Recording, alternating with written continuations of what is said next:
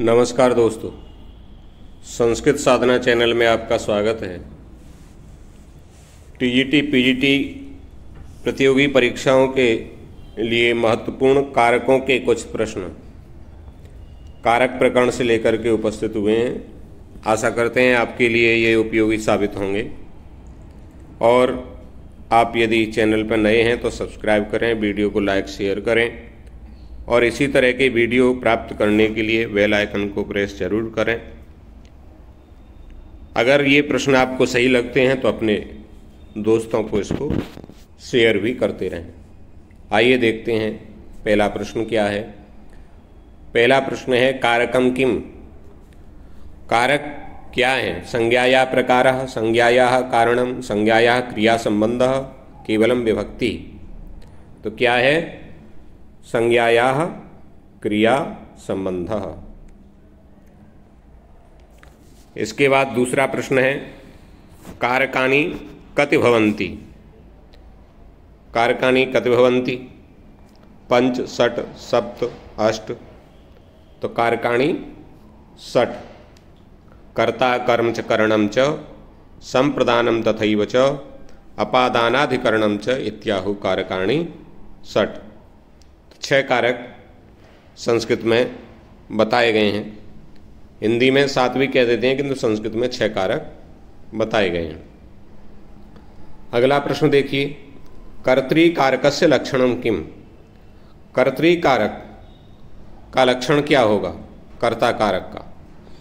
तो कर्ता क्रियाया भोक्ता वा भवति, कर्ता क्रियाया कारणम भवति, कर्ता क्रियाया संप्रदानम करोति, कर्ता क्रियाया अधिकरणम करोति। तो कर्ता क्रियाया भोक्ता, कर्ता क्रियाया भोक्ता, ये पहला सही हो जाएगा। अगला देखिए, रामः पुस्तकं पठति इत्यस्मिन् वाक्ये रामः कस्य कारकस्य उदाहरणम्। रामः पुस्तकं पठति, तो कर्तृकारकस्य उदाहरणम् करण, संप्रदान, अपादान। तो किसका है?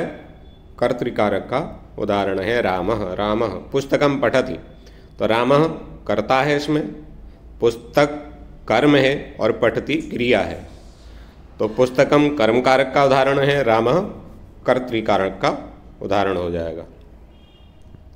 अगला प्रश्न देखिए, ये महत्वपूर्ण प्रश्न है। ये नहीं है कि यही प्रश्न, इससे आपको ज्ञान होगा कारकों के विषय में और आप समझ पाएंगे। करण कारकम कस्य प्रयोगे भवति। करण कारक का प्रयोग कहाँ होता है? तो कर्तृ में, कर्तृ हेतु साधनवाचकस्य प्रयोगे संप्रदानस्य प्रयोगे। तो साधनवाचकस्य, ये जो करण कारक है ये सहायक करने वाली जो में होता है, तो साधनवाचकस्य प्रयोगे। जैसे मैं पेन से लिखता हूँ, तो पेन से, तो पेन लिखने में क्या कर रहा है? सहायता कर रहा है। तो इसलिए ये सी उत्तर इसका सही हो जाएगा। अगला 6ठा प्रश्न देखिए, मया पुस्तकम पठ्यते इत्यत्र मया कस्य कारकस्य उदाहरणम। कर्तृकारकस्य, करणकारकस्य, संप्रदानकारकस्य, अपादानकारकस्य। तो मया किस कारक का उदाहरण हो जाएगा? करण कारक का उदाहरण हो जाएगा। और पुस्तकम किस कारक का उदाहरण हो जाएगा? कर्म कारक का। अगला प्रश्न देखिए, गृहात् निर्गच्छति इत्यत्र गृहात् कस्य कारकस्य उदाहरणम।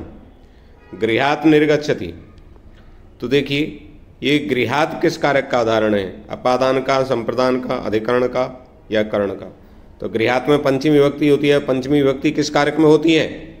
अपादाने पंचमी। तो इसलिए अपादान कारक का उदाहरण है गृहात्। अपादान कारक का उदाहरण हो जाएगा गृहात्।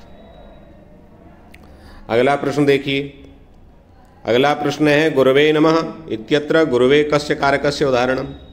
गुरवे नमः या गुरवे किस कारक का उदाहरण है? कर्तृकारक का, संप्रदान का, अधिकरण का, अपादान का। तो ये संप्रदान कारक का उदाहरण हो जाएगा। क्या हो जाएगा? नमः के योग में चतुर्थी विभक्ति होती है। कौन से सूत्र से होती है? कमेंट करके आप बताएंगे कौन से सूत्र से नमः के योग में चतुर्थी विभक्ति होती है। तो मैं जानूंगा कि आपकी तैयारी कैसी चल रही है। नमः के योग में चतुर्थी विभक्ति करने वाला सूत्र कौन सा है आपको बताना है। आगे देखिए, वनम गच्छति, वनम गच्छति इत्यत्र वनम कस्य कारकस्य उदाहरणम, कर्तृकारकस्य, कर्मकारकस्य, संप्रदान कारकस्य, अधिकरण कारकस्य। तो वनम किस कारक का उदाहरण है? तो वनम कर्म कारक का उदाहरण है। वनम गच्छति। अगला प्रश्न देखिए, शिष्येण पठ्यते इत्यत्र शिष्येण कस्य कारकस्य उदाहरणम। यहाँ शिष्येण पठ्यते, इसमें शिष्येण किस कारक का उदाहरण है? कर्तृकारक, करण कारक, संप्रदान कारक, अपादान कारक। तो करण कारक का है, क्योंकि इसमें तृतीया विभक्ति हो रही है। कर्तृकरणयोस् तृतीया, करण कारक का उदाहरण है। आगे देखिए, सप्तसु कारकेषु अंतिमम कारकम है। अंतिम कारक क्या हो जाएगा? सप्तसु कारकु, ये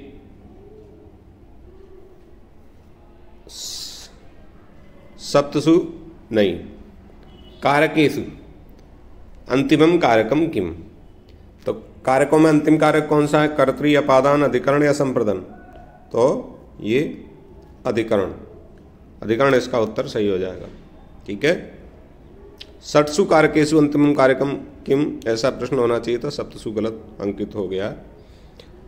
आगे देखें, सिंहात भीता बाला धावती इत्यत्र सिंहात कस्य कारकस्य उदाहरणम। सिंहात भीता बाला धावती, तो यहाँ सिंहात किस कारक का उदाहरण है? अधिकरण का है, संप्रदान का है, अपादान का है, किसका है? तो सिंहात भीता अपादान कारक का उदाहरण है सिंहात। किंतु ये अपादान कारक इसमें हुआ क्यों? भीता बाला धावती, सिंह से डर कर के बालक दौड़ रहा है, तो यहाँ अपादान कारक क्यों हुआ? यहाँ एक विशेष सूत्र है, विशेष सूत्र है अपादान कारक का, वो आपको ध्यान करना है कि भयभीत जिससे होता है व्यक्ति, उसमें अपादान कारक होता है। तो कौन सा वो सूत्र है? भीत्रार्थानाम भय हेतु। ठीक है, तो आप भी ये सूत्र सब कमेंट में लिख के बताइए कौन सा सूत्र है। अगला प्रश्न देखिए, रामस्य गृहम सुंदरम अस्ति इत्यत्र रामस्य कस्य उदाहरणम। राम का घर बहुत सुंदर है, इसमें रामस्य जो है ये कौन सा कारक है? तो ये अधिकरण, संबंध, संप्रदान, अपादान। तो वही संबंध, ये हालांकि कारक नहीं है। कर्ता कर्म च करणम च संप्रदानम तथैव च अपादानादिकरणम च इत्याहु कारकाणि सत्, कारक संबंध नहीं आता है। ठीक है, तो यहाँ संबंध में षष्ठी विभक्ति हो रही है। आगे देखेंगे, शत्रुभ्य भयम अस्ति इत्यत्र शत्रुभ्य कस्य कारकस्य उदाहरणम। कर्तृ, संप्रदान, अपादान या अधिकरण। तो शत्रुभ्य यहाँ कौन सा हो जाएगा? अपादान हो जाएगा। क्यों हो जाएगा? शत्रुभ्य भयम अस्ति, शत्रुओं से भय है। तो यहाँ कौन से सूत्र के द्वारा अपादान कारक होगा? अभी मैंने थोड़ी देर पहले आपको बताया था, ध्यान से आपको कमेंट में लिख करके बताना है कौन से सूत्र से शत्रुभ्य भयम अस्ति, यहाँ कौन सा कारक होगा? अपादान कारक कैसे होगा? राजा सभायाम अस्ति इत्यत्र सभायाम कस्य कारकस्य उदाहरणम। तो ये कौन से कारक का उदाहरण है? कर्तृ का, अधिकरण का, संबंध का, अपादान का। तो सभायाम अधिकरण का है। सभायाम किस विभक्ति का रूप है? सभायाम किस विभक्ति का रूप है? ये आप कमेंट में हमें बताएंगे। सभायाम किस विभक्ति का रूप है? कमेंट में जरूर बताएं। आगे देखें, तेन कार्यम संपूर्णम इत्यत्र तेन कस्य कारकस्य उदाहरणम। तेन किस कारक का उदाहरण है? तो तेन किसका है? करण कारक का है। आगे देखें, शिक्षकः पाठशालायाम अस्ति इत्यत्र पाठशालायाम कस्य कारकस्य उदाहरणम। शिक्षकः पाठशालायाम अस्ति, तो ये पाठशालायाम किस कारक का उदाहरण है? अधिकरण का है, संप्रदान का है, अपादान का है। तो ये अधिकरण कारक का है। पाठशालायाम, पाठशालायाम ये सप्तमी विभक्ति का एक वचन है। कौन सा? सप्तमी विभक्ति का एक वचन, पाठशालायाम। और शिक्षकः क्या है? ये कर्ता है। अस्ति क्या है? क्रिया है। पाठशालायाम क्या है? अधिकरण कारक है। सप्तम यदि करण, अधिकरण में सप्तमी विभक्ति होती है। अगला प्रश्न देखिए, गंगायाः जलम निर्मलम अस्ति इत्यत्र गंगायाः जल कस्य कारकस्य उदाहरणम? अधिकरण, संबंध, अपादान या संप्रदान? तो ये भी संबंध में यहाँ षष्ठी विभक्ति हो रही है। कारक तो नहीं कहेंगे संबंध को, क्योंकि संबंध कारक में नहीं आता है, किंतु सप्तमी विभक्ति यहाँ षष्ठी विभक्ति संबंध में हो रही है। हिंदी में इसको कारक मान लेते हैं, इसलिए हिंदी में 7 कारक मान लेते हैं। गायत्रिया जपः कृता इत्यत्र गायत्रिया कस्य कारकस्य उदाहरणम? तो ये किस कारक का उदाहरण होगा? तो ये करण कारक का, तृतीया में गायत्रिया बन रहा है। आगे देखिए, अधिष्ठाने कर्माणि संपाद्यन्ते इत्यत्र अधिष्ठाने कस्य कारकस्य उदाहरणम? तो यहाँ अधिकरण कारक है अधिष्ठाने में, और अधिकरण कारक जहाँ होता है वहाँ कौन सी विभक्ति होती है? सप्तमी विभक्ति होती है। कौन से सूत्र के द्वारा होती है अधिकरण कारक में सप्तमी विभक्ति? सप्तम यधिकरणे च। अधिकरण कारक में सप्तमी विभक्ति होती है, इसलिए अधिष्ठाने, ये सप्तमी, जैसे रामे ऐसे अधिष्ठाने सप्तमी विभक्ति का एक वचन है। गम धातु लंग लकारे रूपम किम? गम धातु का लंग लकार में क्या रूप होगा? तो अगच्छम, अगच्छतम, गमिष्यति या गच्छेत। तो क्या सही उत्तर होगा? अगच्छम। अगच्छम सही उत्तर होगा। क्या रूप चलेंगे लंग लकार में? अगच्छत, अगच्छताम, अगच्छन, अगच्छः, अगच्छतम, अगच्छत, अगच्छम, अगच्छाव, अगच्छाम। ये उत्तम पुरुष एक वचन का रूप है, किंतु लंग लकार का रूप इसमें यही है, अगच्छम। दूसरा प्रश्न देखिए, अश्वधावती इत्यस्मिन् वाक्ये कर्ता कः? अश्वधावती इस वाक्य में कर्ता क्या होगा? तो क्या कर्ता होगा? अश्वः धावती, कर्ता नास्ति या धावनम? तो अश्वधावती इसमें अश्वः कर्ता है। क्या करता है? अश्व। धावती इसमें क्रिया है। तीसरा प्रश्न देखिए, विद्यया अमृतम अश्नुते इत्यस्मिन् विद्याया पदम कस्य कारकस्य उदाहरणम? किस कारक का उदाहरण है? कर्ता का है, कर्म का है, करण का है? तो ये किसका है? विद्यया, कर्ण कारक का। जैसे रमया बनता है ऐसे विद्यया कर्ण कारक का उदाहरण हो जाएगा। चौथा प्रश्न देखिए, लव धातु किता प्रत्यय रूपम किम? लव धातु के साथ किता प्रत्यय यदि जोड़ेंगे तो क्या रूप बनेगा? बहुत ही महत्वपूर्ण प्रश्न है, कई बार परीक्षाओं में आया है ये प्रश्न, इसलिए आप बड़े ध्यान से देखें, थोड़ा अलग बनता है। लभ्यते बनेगा, लब्धा बनेगा, लभेत बनेगा, तो क्या बनेगा? लब्धा। ये बिल्कुल अलग है, इसलिए इसको विशेष रूप से देखें, लब्धा रूप बनेगा। गायति इत्यस्मिन् धातु का? गायति इस पद में धातु कौन सी है? गाय है, यति है, गाय है या गायत है? तो इसमें गा धातु है। कौन सी धातु है? गा धातु। आगे देखिए, अभिज्ञान शाकुंतलम नाटकस्य कर्ता कः? अभिज्ञान शाकुंतलम जो नाटक है उसके कर्ता कौन है? तो महाकवि कालिदास हैं। मालती माधवम नाटकस्य लेखकः कः? मालती माधव जो नाटक है उसके लेखक कौन है? तो उसके लेखक कौन है? भवभूति हैं। कालिदास भास या दंडी नहीं है, भवभूति हैं। आठवां प्रश्न है, ये साहित्य के प्रश्न हैं, इस तरह के प्रश्न अक्सर आते रहते हैं। हितोपदेशः कस्य ग्रंथस्य भागः? महाभारतस्य, पंचतंत्रस्य, रामायणस्य या नीतिशतकस्य? तो ये किसका है? पंचतंत्र का। पंचतंत्र का भाग है हितोपदेश।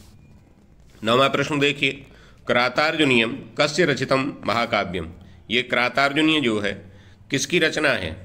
माघ की है, कालिदास की है, दंडी की है, भारवी की है? तो किसकी है? भारवी की ये रचना है। आगे देखिए, कादंबरी ग्रंथस्य लेखकः कः?